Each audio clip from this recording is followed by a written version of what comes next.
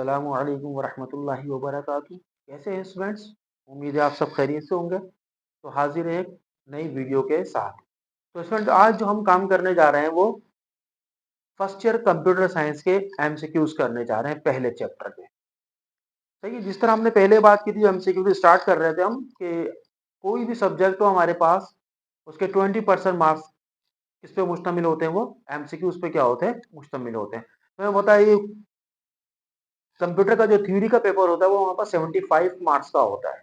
तो 75 मार्क्स के लिहाज से हमारे पास जो 20% बनेगा मार्क्स का, वो हमारे पास 15 मार्क्स बनेंगे। तो 15 नंबर के हमारे पास क्या आते हैं, इसके अंदर एमसीक्यूज आते हैं, और 25 नंबर फिर हमारे पास बाद में प्रैक्टिकल के ऊपर क्या होते हैं, वो डिपेंड कर रहे होते हैं। तो शुरू करते हैं पहले चैप्टर का। पहले चैप्टर का हमारे पास जो नाम है वो बेसिक कॉन्सेप्ट्स हैं किसके, इंफॉर्मेशन टेक्नोलॉजी के हमारे पास। तो इससे बुनियादी बुनियादी बातें कंप्यूटर की रखी गई हैं। कंप्यूटर की जैसे इब्तिदा हुई थी, उसकी जनरेशंस क्या थी, कैसे कैसे कंप्यूटर डेवलप हुआ, फिर लैंग्वेजेस के बारे में, फिर इनपुट डिवाइसेस के बारे में, आउटपुट डिवाइसेस के बारे में, सही है, सीपीयू के बारे में। इस तरह की छोटी छोटी यानी बुनियादी मालूमात क्या करी गई है इस चैप्टर के अंदर, वो रखी गई है। इसी से रिलेटेड हमारे पास क्या है, कुछ एमसीक्यूज है हमारे पास।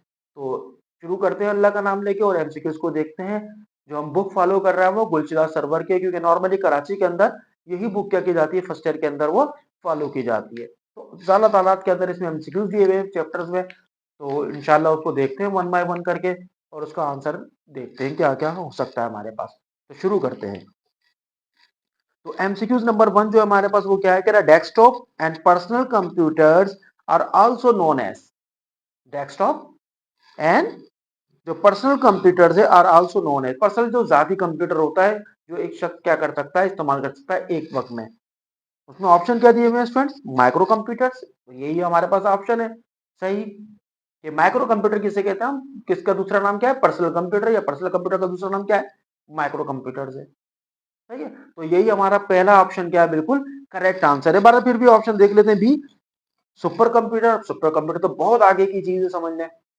तो कई कई लोग क्या करते हैं, इस्तेमाल कर रहे होते हैं, जबकि पर्सनल का मतलब ही क्या है, जाती कंप्यूटर, तो ये तो हो नहीं सकता। Number C, mainframe. Mainframe भी बहुत बड़ा कंप्यूटर साइज वाइज है, उसको भी कई कई लोग क्या कर सकते हैं, इस्तेमाल करते, पर्सनल तो नहीं हो सकता ये भी, है ना, ये भी आंसर नहीं है सही। D, peripheral equipment. इक्विपमेंट तो पेरिफेरल इक्विपमेंट उसे कहते हैं जो कंप्यूटर का कोई पार्ट हो। मिसाल के तौर पे, इसी एग्जाम्पल के तौर पे कीबोर्ड की बात करें हम, सही है, हम माउस की बात करें, तो ये वो चीज तो नहीं है, सारी बात है। तो हमारा पहले ही ऑप्शन क्या है यहाँ पे, करेक्ट है, और वो क्या है, माइक्रो कंप्यूटर। क्लियर हो क्वेश्चन बात, गुड। आगे चलते हैं नंबर 2। व्हाट डज अ डम टर्मिनल कंसिस्ट ऑफ, एक डम टर्मिनल जो होता है वो क्या अपने पास रखता है। तो स्टूडेंट अगर आपको याद हो, एक डम होते हैं और एक क्या होते हैं, इंटेलिजेंट होते हैं। इंटेलिजेंट उन टर्मिनल्स को कहते हैं हम जिनके पास अपना प्रोसेसर हो, यानी जो अपनी प्रोसेसिंग खुद कर सकते हो, उनको क्या कहते हैं, इंटेलिजेंट। और डम क्या होते हैं, जिनका प्रोसेसर नहीं होता। तो हमें पता है सिस्टम, जो कंप्यूटर सिस्टम बनता है उसकी तीन चीजें बुनियादी होती हैं, कीबोर्ड, सीपीयू, और क्या है हमारे पास, मॉनिटर, स्क्रीन। तो इसका मतलब क्या है, डम में क्या होगा, सीपीयू बीच वाली चीज नहीं होगी, हमारे पास इनपुट डिवाइस यानी कीबोर्ड होगा, और समझने क्या होगा, एक मॉनिटर यानी एलईडी स्क्रीन वगैरह, एलसीडी वगैरह हमारे पास मौजूद होगी। तो देखते हैं ऑप्शन क्या क्या दिए हैं, micro processor and monitor. Micro processor तो इसमें होता ही नहीं है, जाहिर बात है, प्रोसेसिंग कर ही नहीं सकते डम टर्मिनल अपनी खुद से। Number B, keyboard and printer. Keyboard तो होता है लेकिन प्रिंटर इसमें शामिल नहीं होता, जाहिर बात है। कीबोर्ड यानी के जरिए क्या कर सकता है वो कोई, जब कुछ उसको नजर नहीं आएगा सामने कि मैं कर क्या रहा हूं, तो ये भी ऑप्शन गलत है। Number C, keyboard and monitor, यानी वो टाइपिंग भी कर सकता है। जो एक सिस्टम को बनाने की बुनियादी तीन चीजें होती है, कीबोर्ड, सीपीयू और मॉनिटर, उसमें दो चीजें मौजूद है, मॉनिटर और कीबोर्ड। यही हमारा क्या होगा स्टूडेंट, करेक्ट आंसर होगा। इसमें सीपीयू नहीं है, यानी अपनी जाती पर्सनल प्रोसेसिंग नहीं है इसके पास, जब ये डम कहलाता है। और नंबर 4 ऑप्शन क्या है, keyboard and micro processor. Micro processor तो इसके पास होता ही नहीं है। तो स्टूडेंट कौन सा ऑप्शन सही है हमारे पास, सी ऑप्शन क्या है हमारे पास, वो सही है। क्लियर हो गई बात डम टर्मिनल और इंटेलिजेंट टर्मिनल की, good. Number 3, a bar code reader is an example of, एक बार कोड जो रीडर होता है वो किसकी एग्जाम्पल है। अब रीडर पढ़ने वाला, इसका मतलब क्या है, ये ये बारकोड से क्या करता है, अगर आप किसी बड़े बड़े शॉपिंग मॉल में जाएं तो वहां पे जो बिलिंग हो रही होती है, वहां जो प्रोडक्ट होती है उसको क्या करते हैं, कंप्यूटर के आगे डिवाइस लगी होती है उसके आगे करता है, वो उसको रीड कर लेता है फौरन। तो बारकोड रीडर क्या है, दरअसल इनपुट डिवाइस है जिससे कंप्यूटर क्या करता है, रेट के लिए समझ लिया कि इनपुट लेता है हमसे, तो ये इनपुट डिवाइस है। अब देखते हैं ऑप्शन क्या क्या है हमारे पास। प्रोसेसिंग डिवाइस नहीं है जी, स्टोरेज डिवाइस नहीं जी, इनपुट डिवाइस, ये क्या है हमारे पास, एक इनपुट डिवाइस है बारकोड रीडर, जो क्या करता है, बारकोड जो लगा होता है प्रोडक्ट के ऊपर उसको क्या करता है, वो रीड करता है, उसको पढ़ता है और कंप्यूटर के अंदर जाती है चीज, तो जो कंप्यूटर के अंदर जाती है वो इनपुट कहलाती है, सारी बातें हमारे पास। तो ये क्या कहलाती है हमारे पास, इनपुट डिवाइस कहलाती है। इसका भी ऑप्शन नंबर सी हमारे पास क्या है स्टूडेंट, वो करेक्ट है। क्लियर हो गई बात, ओके आगे चलते हैं। The central processing unit is example of, जो सीपीयू है हमारे पास, वो एग्जाम्पल है किसकी, नंबर एक सॉफ्टवेयर। सॉफ्टवेयर तो क्या है, सॉफ्टवेयर की अगर एक जनरल सी बात करूं तो वो क्या है कि कंप्यूटर के अंदर चलने वाले प्रोग्राम। तो सीपीयू जो सेंट्रल प्रोसेसिंग यूनिट है, वो प्रोग्राम तो नहीं है, कोई सारी बात है, एक डब्बा है समझने के लिए, समझाने के लिए इसको हम क्या कर सकते हैं, फिजिकली टच कर सकते हैं, तो वो एक हार्डवेयर की एग्जाम्पल है। तो यही देखिएगा हमारे पास करेक्ट आंसर भी होगा, बहरहाल सॉफ्टवेयर तो नहीं है। नंबर टू, अब प्रोग्राम, प्रोग्राम भी नहीं है, सारी बात है, क्योंकि प्रोग्राम भी क्या सॉफ्टवेयर ही होता है। सही है। नंबर सी हमारे पास हार्डवेयर, बिल्कुल ये हार्डवेयर है, क्योंकि हार्डवेयर की तारीफ क्या है, कि कंप्यूटर से रिलेटेड वो इक्विपमेंट हमारे पास जो फिजिकली तौर पर जिनको क्या कर सकते हो, हम टच कर सकते हो, जैसे कीबोर्ड हो गया, माउस हो गया, मॉनिटर हो गया, प्रिंटर हो गया, स्पीकर हो गया, सीपीयू हो गया, ये सब क्या हमारे पास हार्डवेयर की एग्जाम्पल है। तो इसमें भी हमारे पास फ्रेंड जो करेक्ट आंसर है वो सी है, और वो क्या है, हार्डवेयर है। क्लियर हो गई बात, ओके। नंबर नेक्स्ट, पांचवा, which part of CPU perform all arithmetic and logic calculation, सही है, ऑन डेटा इट रिसीव, यानी हम कंप्यूटर को कोई इंफॉर्मेशन डेटा देते हैं, सही है, वो कंप्यूटर का कौन सा पार्ट है जो उस पर क्या करता है, सारे के सारे अर्थमेटिक और जो लॉजिकल ऑपरेशन है वो क्या करता है, परफॉर्म करता है। तो स्टूडेंट अगर आपको याद हो, हमने सीपीयू के अंदर एक यूनिट देखा था जिसको हमने क्या कहा था, ए एल यू, क्या कहा था, A L U, arithmetic logic unit, जो क्या करता है, सारे के सारे अर्थमेटिक यानी हिसाबी सवाल बुनियादी और जो लॉजिक ऑपरेशन है वो सारे क्या कर रहा होता है, परफॉर्म कर रहा होता है। तो यहाँ पे हमारा करेक्ट आंसर क्या होगा, ए एल यू। देखते हैं जी, कंट्रोल यूनिट, कंट्रोल यूनिट तो नहीं करता। Number two, man memory unit, ये भी नहीं है। नंबर सी ऑप्शन इसका भी सही है, वो क्या है, ए एल यू, यानी अर्थमेटिक लॉजिक और यूनिट है हमारे पास, यही है वो जो क्या करता है हमारे पास, सारे के सारे अर्थमेटिक ऑपरेशन क्या करता है, परफॉर्म करता है, नाम से पता अर्थमेटिक यूनिट, सही ना, अर्थमेटिक एंड लॉजिक यूनिट है हमारे पास। तो सी ऑप्शन इसका भी क्या हमारे पास, वो सही है। तो बहुत आसान आसान एमसीक्यूज है। Number six, which of the following can be output by a computer, क्या कह रहा है, which of the following can be output by a computer, कि कंप्यूटर के जरिए किस किस्म की हम आउटपुट क्या कर सकते हैं, कौन सी चीजें जो आउटपुट के तौर पे हमें नजर आ सकती है कंप्यूटर के जरिए। Number one, graphics and text, जारी बात है हम टेक्स्ट मॉनिटर पर आराम से देख सकते हैं, ग्राफिक्स वाला काम ही हम आराम से देख सकते हैं कंप्यूटर के ऊपर, तो ये तो करेक्ट आंसर है हमारे पास, number A graphics and text. Number B voice, हम कंप्यूटर से वॉइस ही सुन सकते हैं, स्पीकर लगे हो तो हम आसानी से वॉइस सुन सकते हैं, तो ये भी सही है हमारे पास आंसर, इसका मतलब पहला भी सही है, दूसरा भी सही है। Number C, computer usable information, जाहिर बात है कंप्यूटर जो इस्तेमाल कर रहा है उससे मुताबिक इंफॉर्मेशन, ये भी क्या कर सकते हैं, हम ले सकते हैं कंप्यूटर से, ये भी हमारे पास करेक्ट आंसर है। Number D, all of the above, तो ये आंसर बिल्कुल सही है हमारे पास, के ऊपर जो तीन ऑप्शन दिए हैं हमें, वो तीनों के तीनों क्या कर सकते हैं, वो करेक्ट आंसर है, यानी तीनों के तीनों बतौर आउटपुट के हम हासिल कर सकते हैं, किससे, कंप्यूटर से, टेक्स्ट भी, ग्राफिक्स भी, उसके बाद वो आवाज भी, और इंफॉर्मेशन जो कंप्यूटर यूजेबल है। क्लियर होगा स्टूडेंट बात, तो तीनों ही ऑप्शन ऐसे थे जो बतौर इनपुट हम देख सकते हैं, ले सकते हैं, तो तीनों ही ऑप्शन करेक्ट है, तो इसलिए चौथा ऑप्शन हम ले लेंगे कि ऑल ऑफ द अबव, सही, ऑल ऑफ, जो ऊपर दिए हुए सारे ऑप्शन क्या है, करेक्ट है, तो डी ऑप्शन हमारे पास यहां पे क्या है, वो सही है। Number seven, printers and screens are common forms of, printer और स्क्रीन क्या है? जाहिर बात है, हमें पता है ये इनपुट डिवाइस के बजाय आउटपुट डिवाइस है हमारे पास। दो तरह की डिवाइस है ना, इनपुट डिवाइस आउटपुट डिवाइस। तो प्रिंटर और स्क्रीन क्या है, मॉनिटर क्या है, एक आउटपुट डिवाइस है। तो ये एग्जाम्पल है दोनों की दोनों किसकी, आउटपुट डिवाइसेस की। कीबोर्ड माउस वगैरह नॉर्मली जब इस्तेमाल करते हैं वो सब एग्जाम्पल है किसकी, इनपुट डिवाइस की। और मॉनिटर इसको स्क्रीन कह रहा है, और जो प्रिंटर है वो किसकी एग्जाम्पल है हमारे पास, आउटपुट डिवाइस की। देखते हैं क्या क्या ऑप्शन दिए हुए।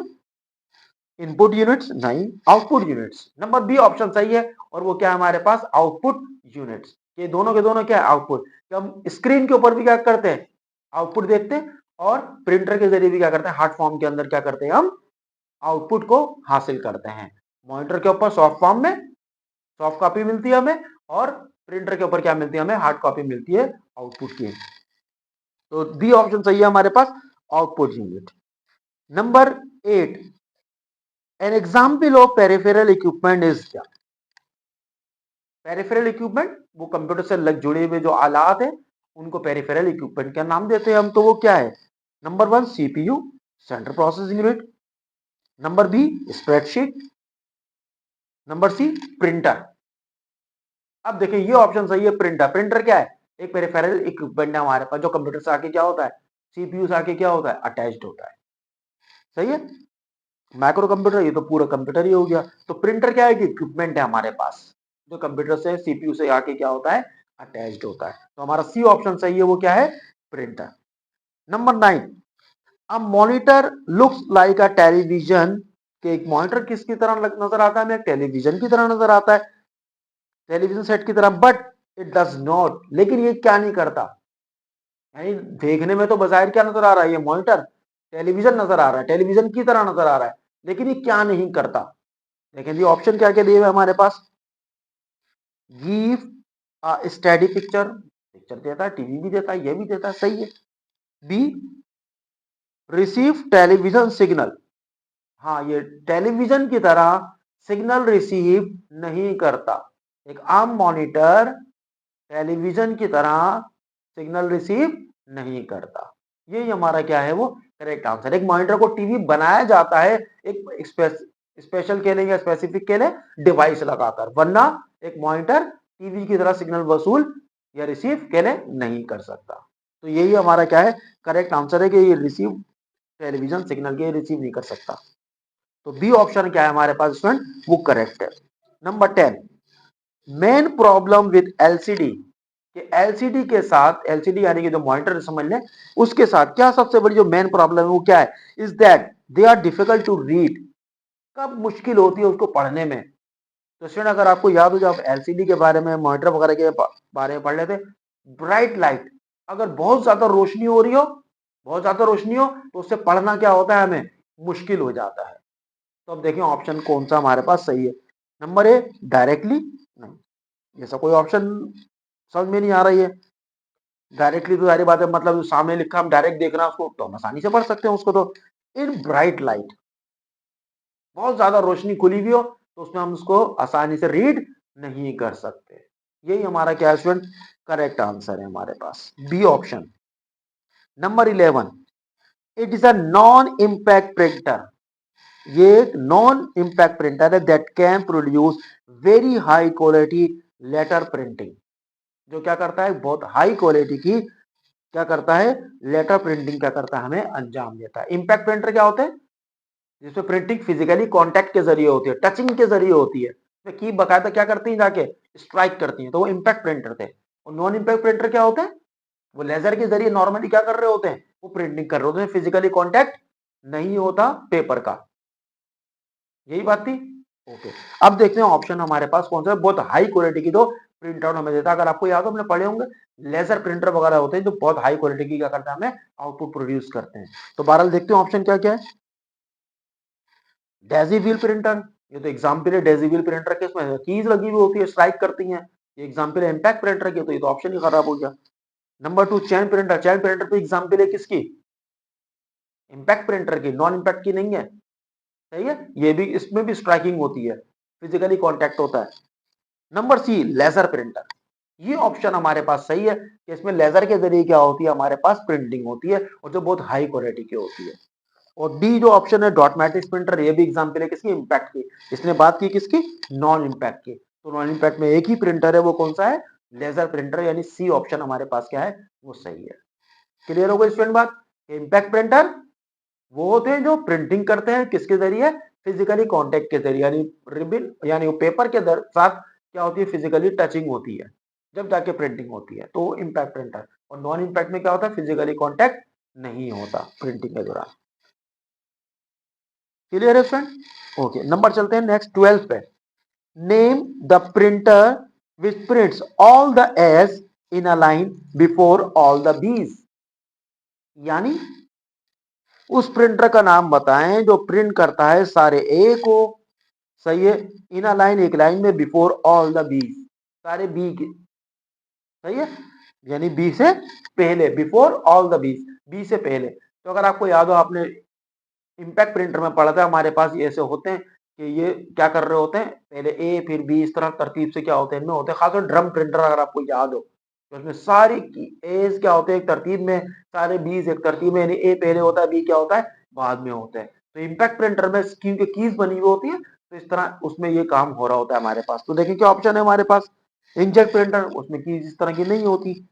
चेन प्रिंटर, सही है, यही हमारा करेक्ट आंसर हो सकता है अगर ड्रम प्रिंटर नीचे ना हो ना। सबसे करेक्ट एग्जांपल इसकी कौन सी है, ड्रम प्रिंटर। बहरहाल देखते हैं, यही चेन प्रिंटर कौन सा प्रिंटर है हमारे पास, इंपैक्ट प्रिंटर, इसमें कॉन्टैक्ट होता है। Number C laser printer, laser printer में भी कॉन्टैक्ट नहीं होता। थर्मल प्रिंटर, उसमें भी नहीं होता।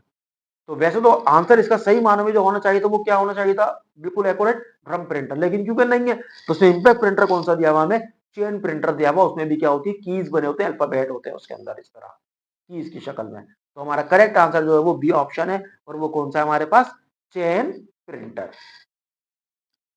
Next, the advantage of the laser printer is that, कि लेजर प्रिंटर का एडवांटेज क्या होता है, इट इज वेरी स्लो, ये बहुत स्लो होता है, नहीं जी, ये तो बहुत फास्ट होता है। आम जितने भी इम्पैक्ट प्रिंटर है उसके मुकाबले में तो बहुत फास्ट होता है, इंकजेट प्रिंटर से बहुत फास्ट होता है, उससे 1 मिनट में कई कई कॉपीज क्या करता है, ये आउटपुट देता है, ये तो स्लो तो नहीं होता, ये फास्ट होता है, ये गलत है। The output is of inferior quality, क्या नॉर्मल क्वालिटी के आउटपुट नहीं, ये तो हाई क्वालिटी की आउटपुट देता है, इसका मतलब ये तो सही नहीं है ये भी option. It can not produce a wide range of type fonts, क्या ये बहुत सारे फॉन्ट्स की रेंज को प्रिंट नहीं कर सकता, कर सकता है, बिल्कुल कर सकता है, यानी तीनों ही ऑप्शन गलत नहीं है। तो D none of the above, इनमें से कोई नहीं, ये ऑप्शन सही है हमारे पास, क्योंकि ना पहला ऑप्शन है स्लो, नहीं ये तो फास्ट होता है, फिर ये क्या नॉर्मल क्वालिटी की आउटपुट देता है, नहीं ये तो हाई क्वालिटी की देता है, हमें सुपीरियर क्वालिटी की देता है, ये तो इंफीरियर तो नहीं, ये तो सुपीरियर क्वालिटी की देता है, तो ये भी गलत है ऑप्शन। फिर क्या ये वाइड रेंज को फॉलो नहीं करता, करता है बिल्कुल, हर तरह के फॉन्ट प्रिंट कर सकता है ये तो नॉर्मली, तो इसका मतलब ये भी ऑप्शन गलत है। तो चौथा ऑप्शन सही है हमारे पास, नन ऑफ द अबव, ये तो आपने जो ऑप्शन दिए इसमें वो सही नहीं है, तो डी ऑप्शन सही है हमारे पास, नन ऑफ द अबव, के ऊपर वाले में से कोई नहीं। Number 14, large computer system typically use, तो ज्यादातर जो हमारे पास कंप्यूटर्स हैं वो क्या इस्तेमाल करते हैं, dot matrix printer. Dot matrix बहुत पहले इस्तेमाल होता था स्टूडेंट्स, अब तो आप कहीं भी चले जाएं डॉट मैट्रिक्स हमारे पास इस्तेमाल नहीं होता, हमारे पास ज्यादातर अब जो इस्तेमाल होते हैं वो लेजर जेट प्रिंटर क्या होते हैं, इस्तेमाल होते हैं ज्यादातर। आप किसी भी शॉप वाले के पास भी चले जाएं, किसी बड़ी बड़ी कंपनीज में चले जाएं, इंस्टीट्यूट के अंदर चले जाएं, तो आपको लेजर प्रिंटर क्या होते हैं वो ज्यादातर नजर आते हैं। इंकजेट तो बहुत पुराना हो, यानी कि ये तो बहुत पुराना हो गया हमारे पास डॉट मैट्रिक्स, सही है, इम्पैक्ट प्रिंटर ये बहुत पहले चलते थे, अब तो कहीं आपको नजर नहीं आएंगे ये, तो फिर ऑप्शन तो गलत है हमारे पास, इंकजेट प्रिंटर्स। ये ऑप्शन कुछ हो सकता है अगर हमारे पास लेजर प्रिंटर का ऑप्शन ना दिया हुआ हो, अगर लेजर का ऑप्शन होगा तो फिर लेजर ऑप्शन सही है, नहीं तो फिर ये इंजेक्ट वाला सही होगा हमारे पास, क्योंकि लेजर के बाद दूसरे नंबर पे जो इस्तेमाल होता है वो इंकजेट प्रिंटर्स है हमारे पास। Number C, chain printer, chain printer भी अब इस्तेमाल नहीं होता, ये भी बहुत पुरानी हमारे पास टेक्नोलॉजी थी जो अब खत्म हो चुकी है तकरीबन। Number D, all of the above, सारे इस्तेमाल होते हैं, नहीं, तो इसका मतलब ये ऑप्शन हमारा कौन सा सही होगा यहाँ पे, इंकजेट प्रिंटर का ऑप्शन क्या हो जाएगा, वो करेक्ट हो जाएगा स्टूडेंट्स। अगर लेजर होता, मैं फिर कह रहा हूं, तो फिर लेजर वाला ऑप्शन हमारा बेहतरीन होता, वो ज्यादा सूट करता, लेकिन क्योंकि हमारा लेजर का ऑप्शन नहीं दिया हुआ तो इंकजेट प्रिंटर का ऑप्शन हमारे पास यहाँ पे करेक्ट है, सही है। तो बी ऑप्शन सही है, इंकजेट प्रिंटर ज्यादा क्या होता है, इस्तेमाल होता है। Number 15, to produce high quality graphics in colour one would like to use. Graphics, high quality की ग्राफिक को प्रोड्यूस करने के लिए यानी बतौर आउटपुट लेने के लिए हम कौन सा क्या इस्तेमाल करते हैं। अगर स्टूडेंट याद हो, आपने मुख्तलिफ किस्म के प्रिंटर भी पढ़े थे, एक चीज और पढ़ी थी प्लॉटर्स की, याद है कुछ? प्लॉटर नॉर्मली क्या होते हैं, बड़ी बड़ी ड्राइंग जो ग्राफिक्स है उनको इस्तेमाल बनाने के लिए क्या होते हैं, वो ये प्लॉटर क्या करे जाते हैं, वो इस्तेमाल किए जाते हैं। तो अगर देखते हैं प्लॉटर का ऑप्शन है तो सही है, वरना फिर हम लेजर के ऊपर क्या होगा, वो जाएंगे हम। तो ऑप्शन देखते हैं नंबर ए, वो प्लॉटर। इसका मतलब यही हमारा क्या है, करेक्ट आंसर होगा कि प्लॉटर बनाए इसी चीज के लिए कि एक मखसूस किस्म की ग्राफिक्स यानी ड्राइंग वाला काम क्या कर सकते हो आप इसके ऊपर अंजाम दे सकते हैं। तो ए ऑप्शन सही है हमारे पास, और वो कौन सा है, प्लॉटर वाला। Number 16, a microfilm roll is, एक माइक्रोफिल्म जो रोल है वो क्या होता है, 35 mm फोटोग्राफी फिल्म। तो इसमें यही बात सही है कि एक माइक्रोफिल्म रोल के अंदर 35 मिलीमीटर फोटोग्राफी फिल्म क्या होती है, वो इसमें मौजूद होती है। तो ऑप्शन ए सही है इसका हमारे पास, सही है कि वो 35 mm फोटोग्राफिक फिल्म होती है उसके अंदर। सही, ये अगर आप इसको थ्योरी को देखेंगे तो आपकी ये बात समझ में आ जाएगी। थोड़ा थ्योरेटिकल को सही है, एमसीक्यू उसका हमारे पास ये। Next 17, laser beam technology is used for. जो लेजर बीम टेक्नोलॉजी है वो यूज्ड होती है किसके लिए, टर्मिनल्स के लिए, यानी टर्मिनल के लिए इस्तेमाल होती है, नहीं जी। ऑप्टिकल डिस्क, अगर आपको याद हो लेजर बीम के बारे में जब हम आउटपुट डिवाइसेस में, इनपुट डिवाइसेस में हम जब बात कर रहे थे, वहां हमने जब बात की थी स्टोरेज डिवाइस की, तो वहां पे हमने हार्ड डिस्क, फ्लॉपी डिस्क, वहां पे एक डिस्क पढ़ी थी हमने सीडी और डीवीडी, याद है, गिलास बने होते हैं उसमें। तो जो लेजर बीम इस्तेमाल होती है वो उनको रीड करने में क्या होती है, वो इस्तेमाल होती है किसको, ऑप्टिकल डिस्क को। ऑप्टिकल डिस्क कौन सी है हमारे पास, एक सीडी को हम कहते हैं और एक डीवीडी को क्या करते हैं, हम उसको कहते हैं। तो लेजर बीम जो टेक्नोलॉजी है वो इस्तेमाल होती है किसके लिए, ऑप्टिकल डिस्क के लिए क्या होती है, वो इस्तेमाल होती है। सही है, बाकी तो टर्मिनल है, कीबोर्ड है, मैग्नेटिक टेप है, हार्ड डिस्क वगैरह में ये इसमें इस्तेमाल नहीं होती। Next 18, which element is commonly use in the making of solid state integrated circuit. Circuit brand में अगर आपको याद हो, सिलिकॉन एलिमेंट क्या होता है, वो इस्तेमाल होता है। क्या वो रिमोट वगैरह हो हमारे पास, टीवी वगैरह के इस तरह की चीजों के रिमोट, वो उसके भी सिलिकॉन चिप लगी हुई होती है, उसके ऊपर सर्किट बनते हैं उससे। तो सिलिकॉन ऑप्शन क्या होगा हमारा, करेक्ट होगा। तो पहला हमारे पास है पेंटियम है, लिथियम है, कॉपर है, आयरन है, सिलिकॉन है। ई ऑप्शन सही है इसका, सिलिकॉन। सिलिकॉन एक एलिमेंट है जो सबसे ज्यादा क्या होता है, इस्तेमाल होता है, सही है, इंटीग्रेटेड सर्किट बनाने में इस्तेमाल होता है ये, वो चिप जो पूरा जो सर्किट होता है उसको बनता है। Number 19, users subscribe to a cloud storage service to. ये यूजर जो सब्सक्राइब करता है to a cloud storage service to, किस मकसद के लिए वो क्या करता है, वो सब्सक्राइब करता है।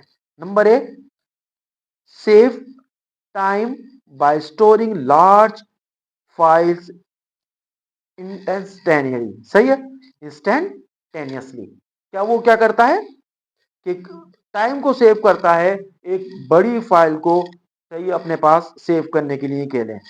बिल्कुल सही है, हाँ ये काम करता है वो, पहला ऑप्शन सही है हमारा। फिर भी 12 दूसरा ऑप्शन देख लेते हैं, B, allow others to access their file. ये भी ऑप्शन सही होता है हमारे पास। तो सब्सक्राइब करने का मकसद क्या होता है कि अलाउ करते हैं हम कि others to access their file, वो फाइल को क्या कर सके, एक्सेस कर सके। नोटिफिकेशन चले जाते हैं ना सब्सक्राइब करने पर, खुद ब खुद पहुंचती हैं चीजें, तो एक्सेस देते हैं हम। Number 3, store of site backup of data. ये भी ऑप्शन सही है हमारे पास, तीसरा भी ऑप्शन सही है, तीन ऑप्शन सही है। Number D, all of the above. इसका मतलब ये डी ऑप्शन स्टूडेंट सही है हमारे पास के, तीनों ही ऑप्शन क्या करते हैं हम प्रोवाइड करते हैं, कब, जब यूजर क्या करता है, सब्सक्राइब करता है टू अ क्लाउड, किसी क्लाउड को, किसी स्टोरेज क्लाउड को सब्सक्राइब करता है, तो वो अवेलेबल हो जाती है फिर उसके लिए। तो डी ऑप्शन सही है, ऑल ऑफ द अबव।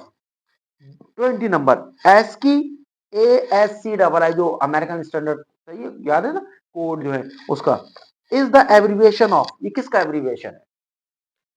तो नंबर 1 दिया हुआ है एप्लीकेशन सॉफ्टवेयर, ये तो गलत है, अमेरिकन से स्टार्ट होगा ये। तो ये पहला गलत है।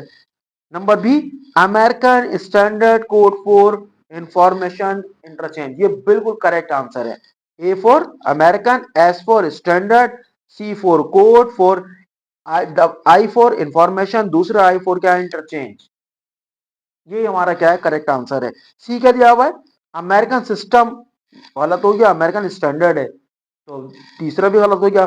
फिर डी दिया हुआ है अमेरिकन सिंबॉलिक, ये भी गलत है, तो दूसरा ऑप्शन स्टूडेंट सही है हमारे पास कि अमेरिकन क्या है हमारे पास, standard code for information interchange, सही है।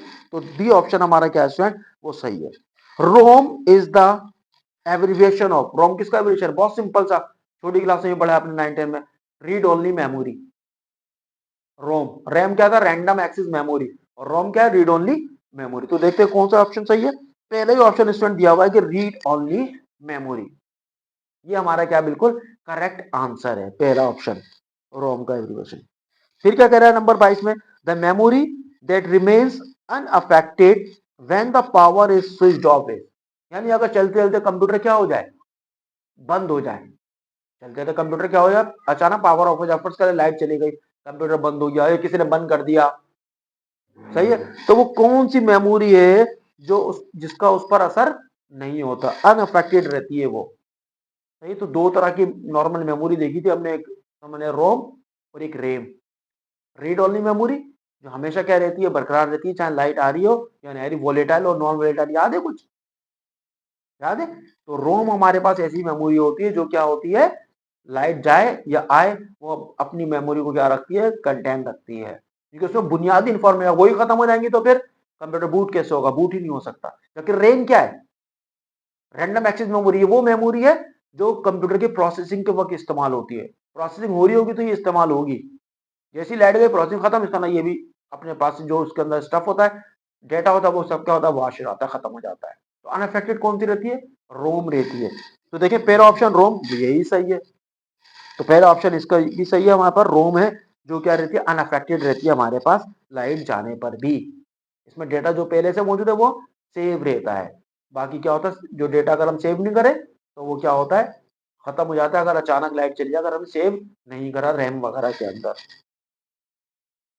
Number 23, a group of 4 bits is called, 4 bit का मजमुआ क्या कहलाता है, अगर आपको याद हो जब हमने मेमोरी टाइप्स देखी थी, सही है ना, बिट थी, बाइट थी, किलो बाइट थी, एमबी थी, जीबी थी, टीबी थी, याद है। तो वहां पे एक निबिल भी देखी थी हमने। तो 4 बिट के मजमूए को क्या कहते हैं, हम निबिल कहते हैं। तो देखते हैं ऑप्शन हमारे पास, बाइट, वर्ड, निबिल। तो तीसरा ऑप्शन सही है, सी ऑप्शन सही है हमारे पास, निबिल के, निबिल किसे कहते हैं हम, द कलेक्शन ऑफ या सम ऑफ 4 बिट, कि 4 बिट के मजमूए को क्या कहते हैं हम, निबिल कहते हैं। तो a group of 4 bit, option C सही है, nibble. Number 24, step by step instruction they run the computer are, computer क्या करता है, स्टेप बाय स्टेप मरहलावार एक एक करके कंप्यूटर क्या करता है, जब रन करता है तो उस चीज को क्या कहते हैं, अगर आपको याद हो प्रोग्राम, प्रोग्राम उसका ऑप्शन होता है, प्रोग्राम क्या होता है, कलेक्शन ऑफ इंस्ट्रक्शन, हिदायतों का एक साथ मजमुआ जो हम लिख के क्या करते हैं कंप्यूटर को दे देते हैं, वो उसको पढ़ के स्टेप बाय स्टेप क्या करता है, उसको अंजाम दे देता है, रन करता है, उसको हल करता है, चला जाता है एक एक करके, तो उसको क्या कहते हैं, प्रोग्राम कहते हैं, सही है। और देखते हैं ऑप्शन क्या दिया हुआ पास, हार्डवेयर, हार्डवेयर तो नहीं है, सारी बात है, हार्डवेयर तो क्या हम फिजिकली इसको टच करते हैं, कीबोर्ड है, कीबोर्ड तो ये काम नहीं करता। डॉक्यूमेंट, डॉक्यूमेंट भी सारी बात है, ये चीज नहीं करते। सीपीयू, सीपीयू भी नहीं करते। नंबर डी, सॉफ्टवेयर, अब प्रोग्राम नहीं दिया इसने ऑप्शन, तो क्या दिया है, सॉफ्टवेयर दिया, क्योंकि प्रोग्राम भी क्या होता है, सॉफ्टवेयर होता है, सॉफ्टवेयर भी क्या प्रोग्राम है, सही है, एक ही बात है। तो प्रोग्राम हमारे पास करेक्ट आंसर तो यहाँ पे इन्हें सॉफ्टवेयर दे दिया है, तो सॉफ्टवेयर क्या हमारे पास करेक्ट आंसर है इसका। Number 25, a software that enables users and application to interact with the computer hardware is called, तो वो कौन सा सॉफ्टवेयर है जो हमें कंप्यूटर से बात करने का वास्ता जरिया बना के देता है, हमें ब्रिज बना के देता है, कि जिसके जरिए हम क्या कर सकते हैं, एप्लीकेशन सॉफ्टवेयर के जरिए हार्डवेयर से बातें कर रहे होते हैं हम। तो अगर आपको याद हो, याद है स्टूडेंट के ऑपरेटिंग सिस्टम की हमने बात की थी, कि ऑपरेटिंग सिस्टम वो सिस्टम है जो क्या करता है, ब्रिज का काम समझने हमें क्या कर रहा होता है, परफॉर्म करके दे रहा होता है, ये इंटरेक्शन करवाता है हमारी एप्लीकेशन सॉफ्टवेयर के जरिए और हार्डवेयर के। सही है। तो पहला ऑप्शन ऑपरेटिंग सिस्टम, यही हमारा क्या है, बिल्कुल करेक्ट आंसर है। एप्लीकेशन सॉफ्टवेयर नहीं हो तो वो नहीं है, क्लाइंट सॉफ्टवेयर नहीं है वो भी नहीं है, डेटाबेस मैनेजमेंट ये भी नहीं है। ऑपरेटिंग सिस्टम है, इसका बुनियादी काम यही होता है, सही है ना, जो क्या करता है, इनेबल करता है users and application to interact, जो यूजर और जो एप्लीकेशन सॉफ्टवेयर जिसमें हम काम कर रहे हैं वो क्या कर सके, इंटरेक्ट कर सके किससे, हार्डवेयर से। तो ऑपरेटिंग सिस्टम का ये काम होता है, बुनियादी काम उसका, ये फंक्शन में शामिल है उसके। तो पहला ऑप्शन सही है स्टूडेंट, क्या है वो, ऑपरेटिंग सिस्टम। नंबर हम चलते हैं एमसीक्यूज नंबर 26 के ऊपर। एमसीक्यूज नंबर 26 क्या है कि a source program is a, source program क्या होता है मतलब। तो स्टूडेंट्स अगर आपको याद हो, सोर्स प्रोग्राम उस प्रोग्राम को कहते हैं हम कि जिसे पढ़कर कंपाइलर क्या करता है, उसको मशीन लैंग्वेज में, या इंटरप्रेटर क्या करता है, उसको मशीन लैंग्वेज में क्या कर रहा होता है, चेंज करता है। यानी सोर्स प्रोग्राम उस प्रोग्राम को कहते हैं जो हम खुद टाइप कर रहे होते हैं अपनी लैंग्वेज के अंदर, जो ह्यूमन लैंग्वेज होती है, इंसानी जबान जो होती है नॉर्मली हमारे पास, जो इंग्लिश के अंदर है नॉर्मली हमारे पास, उस जबान में जब हम टाइप कर रहे होते हैं तो उसको क्या करते हैं हम, सोर्स प्रोग्राम। फिर कंप्यूटर ट्रांसलेट करके उसको जब मशीन कोड में कन्वर्ट करता है तो उसको हम क्या कहते हैं, ऑब्जेक्ट प्रोग्राम। तो यहाँ पे किसकी बात पूछ रहा है वो, सोर्स प्रोग्राम निजाम। सोर्स प्रोग्राम क्या होता है, तो ऑप्शन देखते हैं स्टूडेंट। प्रोग्राम रिटर्न इन मशीन लैंग्वेज, मशीन लैंग्वेज में तो नहीं होता, मशीन लैंग्वेज में जो होता है उसको क्या कहते हैं हम, ऑब्जेक्ट प्रोग्राम। ये ऑप्शन तो नहीं है हमारे पास।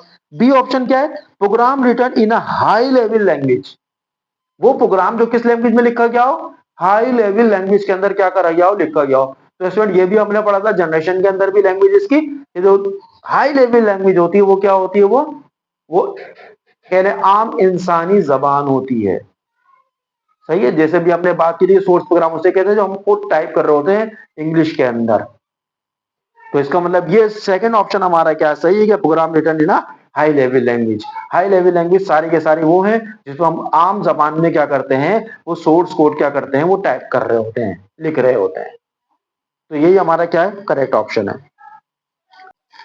तो इस अब हम चलते हैं एमसीक्यूज नंबर 27 पर। कह रहा once a program has been translated, यानी जब ये प्रोग्राम क्या कर लिया है, ट्रांसलेट कर लिया, मतलब हमारे जो हमने लिखा है हाई लेवल लैंग्वेज के अंदर उसको मशीन लैंग्वेज के अंदर क्या कर ले, ट्रांसलेट कर ले। यानी जो अभी वही बात जो 26 में था कि वो सोर्स कोड को जब क्या कर ले, ट्रांसलेट कर ले किसके अंदर, मशीन लैंग्वेज के अंदर। तो हमने क्या कहा था उसको, ऑब्जेक्ट कोड कहते हैं हम उसको, सही है ना। तो अब देखें इस एमसीक्यू में क्या कहता है, कह रहा once a program has been translated into the machine language is called, जब कोई प्रोग्राम मशीन लैंग्वेज में क्या कर लिया जाए, ट्रांसलेट कर लिया जाए, कंपाइल कर लिया जाए, कहने इंटरप्रेट कर दिया जाए, तो उसको क्या कहते हैं। तो ऑप्शन देखें हमारे पास क्या है, a system program, logical program and object program. देखिए अभी हमने 26 में बात की थी, तो उस प्रोग्राम को क्या कहते हैं, ऑब्जेक्ट प्रोग्राम कहते हैं, जिसमें कंपाइलर या इंटरप्रेटर क्या करता है, उसको ट्रांसलेट करता है और मशीन लैंग्वेज में क्या कर लेता है, कन्वर्ट कर लेता है, चेंज कर लेता है, तो उसको क्या कहते हैं हम,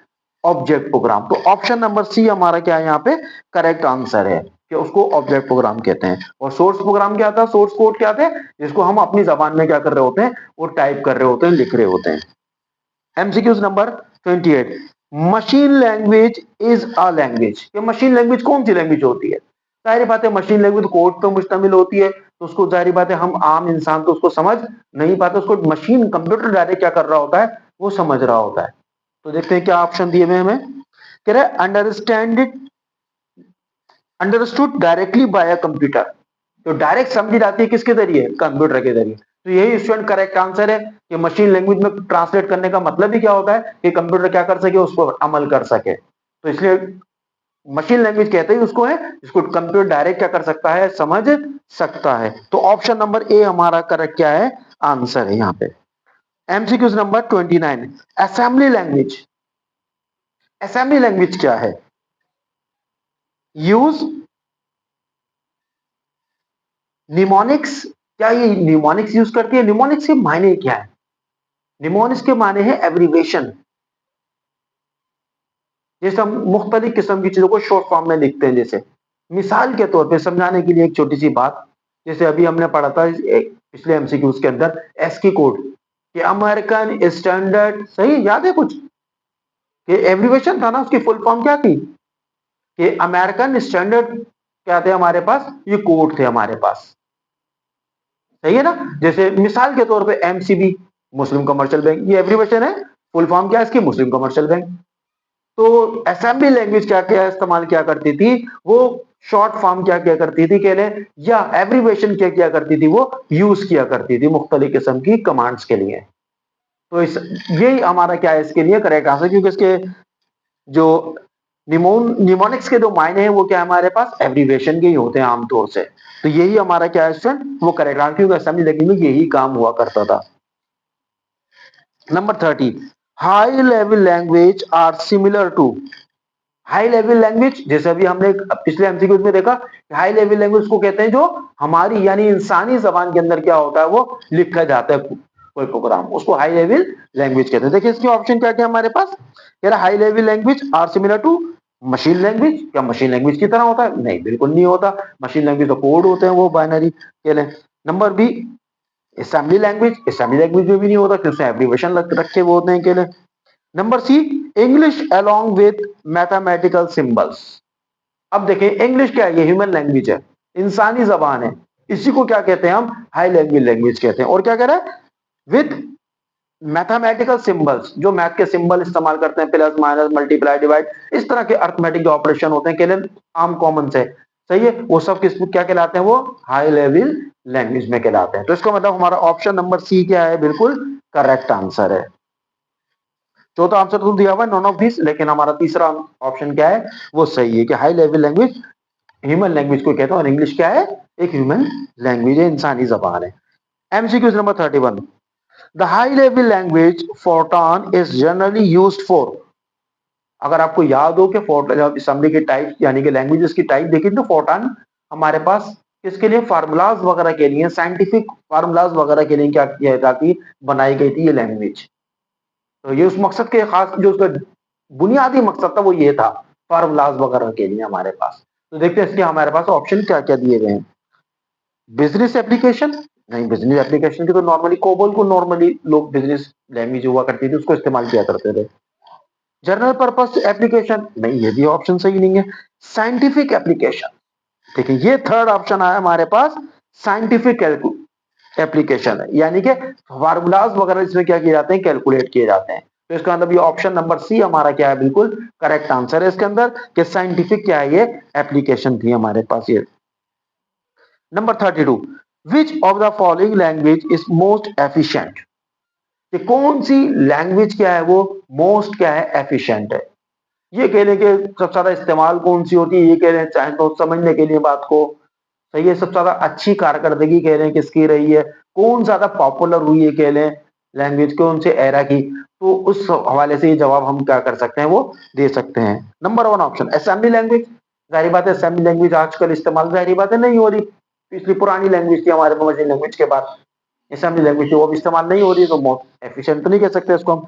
हाई लेवल लैंग्वेज, बिल्कुल, जैसे स्टूडेंट बार बार हम बात कर रहे हैं कि हाई लेवल लैंग्वेज किसे कहते हैं, ऐसी लैंग्वेज जो ह्यूमन लैंग्वेज के अंदर क्या करी जाती है, वो लिखी जाती है। तो ये ऑप्शन हमारा क्या हो सकता है, करेक्ट हो सकता है, सही है। आगे देखते हैं क्या ऑप्शन दिए गए, फिर लैंग्वेज के बारे में ना कह रहा हूं, देखते हैं क्या क्या ऑप्शन है। Number C, machine language, machine language तो होते ही मशीन कोड है, तो वो तो जाहिर बात है इंसान आम इंसान समझ ही नहीं पाता उसको, तो ये मोस्ट एफिशिएंट तो नहीं है हमारे पास। ऑल आर इक्वली एफिशिएंट, क्या सारी के सारी क्या इक्वली एफिशिएंट है, नहीं, सबसे ज्यादा जो एफिशिएंट है वो आजकल क्या है, वो हाई लेवल लैंग्वेज है। क्यों, नॉर्मली क्योंकि ये आम तौर से क्या आम इंसानी जबान में क्या करी जाती है, वो टाइप की जाती है, लिखी जाती है, समझी जाती है। तो हमारा ऑप्शन नंबर बी क्या है इसके लिए करेक्ट आंसर है। क्लियर होगा स्टूडेंट बात, ओके नेक्स्ट चलते हैं।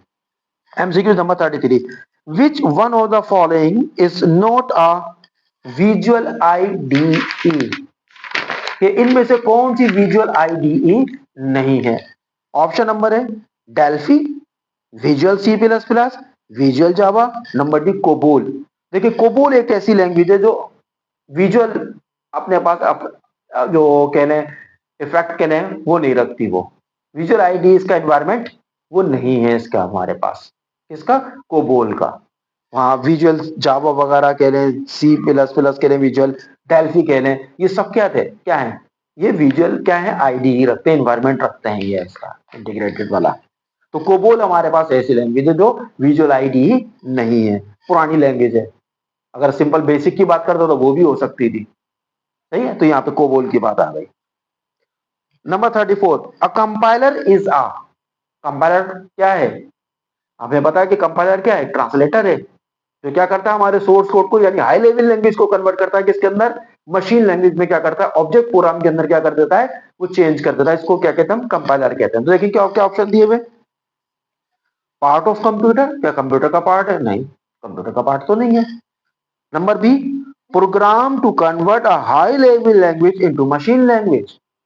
कई दफा बात आ गई, देखें स्टूडेंट, ये कि कंपाइलर का या इंटरप्रेटर का काम क्या होता है कि हाई लेवल लैंग्वेज को चेंज करना है, ट्रांसलेट करना है किसके अंदर, मशीन लैंग्वेज के अंदर, ताकि कंप्यूटर क्या कर सके, उसको अंडरस्टैंड कर सके और उस पर अमल कर सके। तो बी ऑप्शन हमारा स्टूडेंट क्या, बिल्कुल करेक्ट आंसर है यहाँ पे।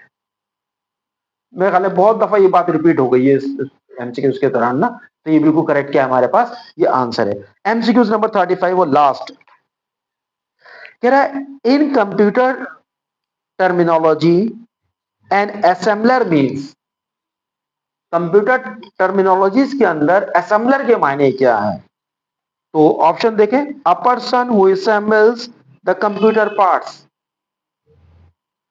अच्छा, सिर्फ कंप्यूटर टर्मिनोलॉजी के अंदर ही नहीं कहने, असेंबलर नॉर्मली हम कहते ही किसे हैं कि मुख्तलिफ पार्ट को जोड़कर क्या करना है, कोई गुड क्या करना है, तैयार करना होती है, कोई चीज बनानी होती है। सही है। अब कंप्यूटर में क्या होगा, दायरे बात है, कंप्यूटर के पार्ट्स को ज्वाइन करके वो क्या करता है, कंप्यूटर क्या करता है, वो बना देता है, तैयार कर देता है, कह लें। सही है, रैम आ गई, ये आ गई, सीपीयू के अंदर लगाने के लिए प्रोसेसर आ गया भाई, मुख्तलिफ हार्ड डिस्क आ गई, मुख्तलिफ किस्म के उसके पार्ट्स आ गए इंटरनल, और उसको क्या करता है, वो असेंबल करके एक सीपीयू क्या कर देता है, वो तैयार करता है, उसको क्या कहते हैं, असेंबलर कहते हैं। तो पहले ही ऑप्शन सही है हमारे पास, a person who assembles the computer parts.